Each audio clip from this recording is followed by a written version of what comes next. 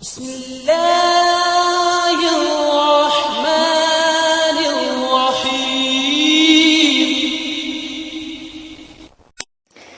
ایک گاؤں میں فیکا موچی رہتا تھا جو ایک درخت کے نیچے اپنی لکڑی کی پیٹی رکھ کر لوگوں کی جوتیاں مرمت کرتا تھا۔ بیچارے کا گزر بسر مشکل سے ہوتا تھا۔ فیکے کے پاس رہنے کو نہ گھر تھا، نہ بیوی تھی، نہ بچے تھے، صرف ایک چادر، ایک تکیا اور لکڑی کی پیٹی اس کی کل مالیت تھی۔ جب رات ہوتی تو فیکا ایک بند سکول کے باہر چادر بچھاتا، تکیا رکھتا اور سو جاتا۔ ایک دن صبح کے وقت گاؤں میں سیلاب آ گیا۔ فیکے کی آنکھ کھلی تو ہر طرف شور و غل تھا۔ لوگ اپنا اپنا سامان، گھر کی قیمتی اشیاء لے کر بھاگ رہے تھے۔ فیکا یہ منظر دیکھ رہا تھا۔ وہ اٹھا اور سکول کے ساتھ بنی ٹینکی پر چڑھ گیا۔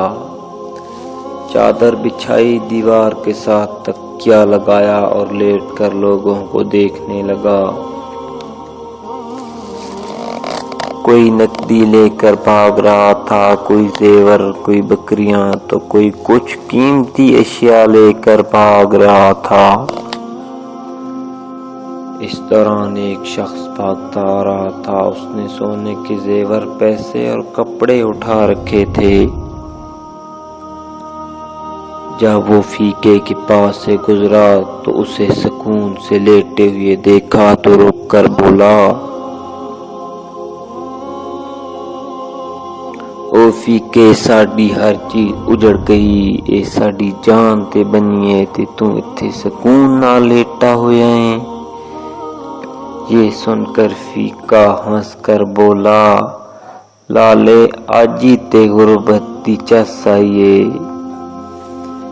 پیارے دوستو، یہ ہے تو ایک کہانی، لیکن اس میں ایک بڑا سبق ہے۔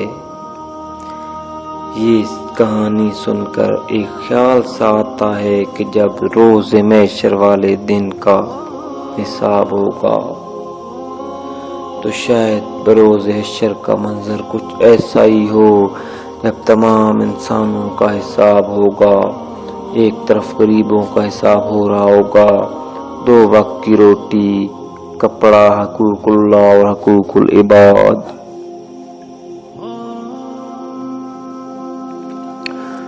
تو دوسری طرف امیروں کا حساب ہو رہا ہوگا، پلازے، دکانیں، فیکٹریاں، گاڑیاں، بنگلے،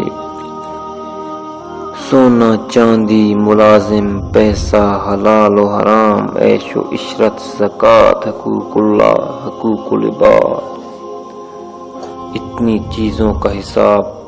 پسینے سے شرابور اور خوف سے تھر تھر کانپ رہے ہوں گے۔